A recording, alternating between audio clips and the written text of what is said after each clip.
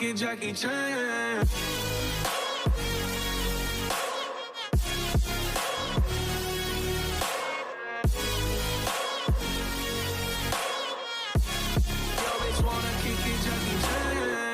What's going on, guys? Better Success here. Welcome back to the channel. If you guys are tuning in for the first time, make sure you subscribe and hit that thumbs up on this video. This is going to be a good one. So today I've got some big news for the channel. We have went against everything that I have said, and I went ahead and got the Cobb access port. All an access port is it's just another type of device that lets you access, hence the name, the internal computer of the car. So if you guys are just checking this out for the first time and you know absolutely nothing about tuning vehicles, kind of like myself, there's a lot of different devices out there that you can actually use in order to access your car's computer to change up all the parameters, make the car faster, run better, and be a little bit more safe. I initially had the SCT device through Bama. I opted for Bama's lifetime tunes, and the device also included. Now the device was $450, and included with that, like I said, was the unlimited tunes for life. But there's a little caveat because you have to think about why they give you unlimited tunes for life. If you look at a better suited company like Lund, for example, they offer you one tune and you have 3 months of revisions. That's because they want to get that one tune down to a T, exactly what you want. BAM, on the other hand, has the whole lifespan in order to actually get the tune exactly what you want. I found this out the hard way, but recently I've had a fuel delivery error, a P0145, I want to say, P0145, that has been popping up, and I wanted to try to see exactly what was causing that. So the best way to do that was measure two parameters, and I believe it was the fuel pressure desired and fuel pressure actual. I don't remember if it was high side or low side, whatever. In order to properly data log that and to get to be able to access those specific parameters, I basically need to have a Cobb access port. The SCT device does not let you adjust as many parameters as the Cobb access port does, so you're essentially limited.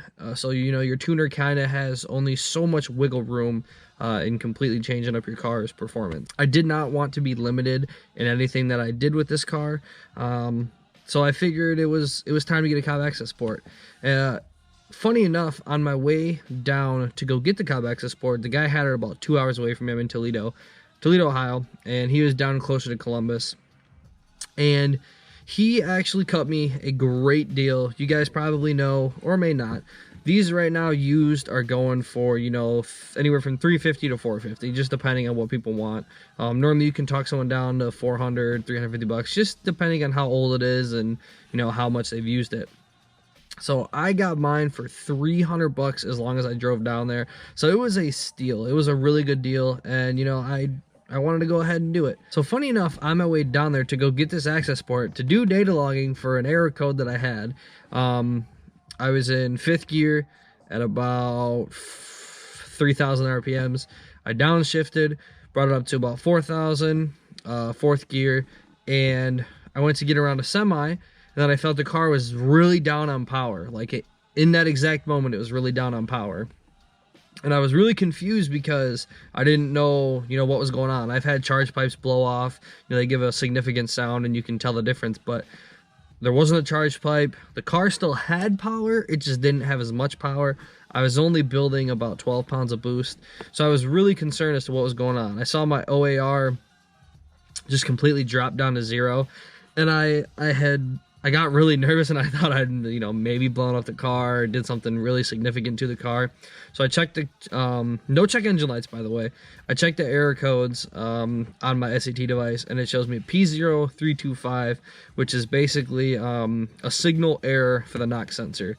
Now, if you guys don't know, I will preface all this with saying I'm not a professional car tuner, but I know the knock sensor plays a big part of your vehicle's driving and how it functions. So I know it's very important to have a knock sensor, especially on this car.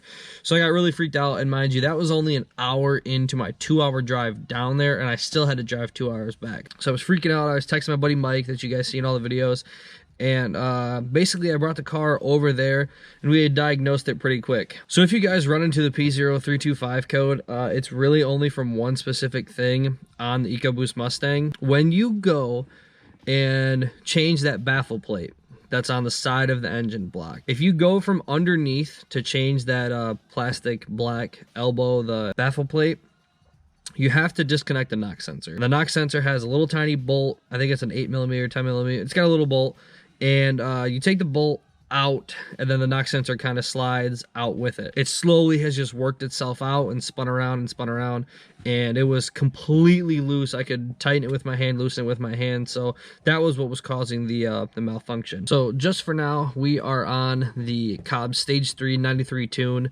I'm waiting on Casey from Ecoboost to get back to me and get my tune developed. I'm not really in that much of a hurry, so you know, there was no reason to rush and bother him. But yeah, we're waiting on the tune, and then we'll flash it on and we'll see if the car drives any different. I'll give my honest first review and kind of my honest reaction as to how the car feels. It shouldn't feel too much different, only because it's the same tune, it's through the same company. It's just on a different device. So that's it for the video. I'm really excited. I hope you guys are too. If you enjoy the video, make sure you hit the thumbs up. If you really enjoyed, subscribe for more. And as always, peace out.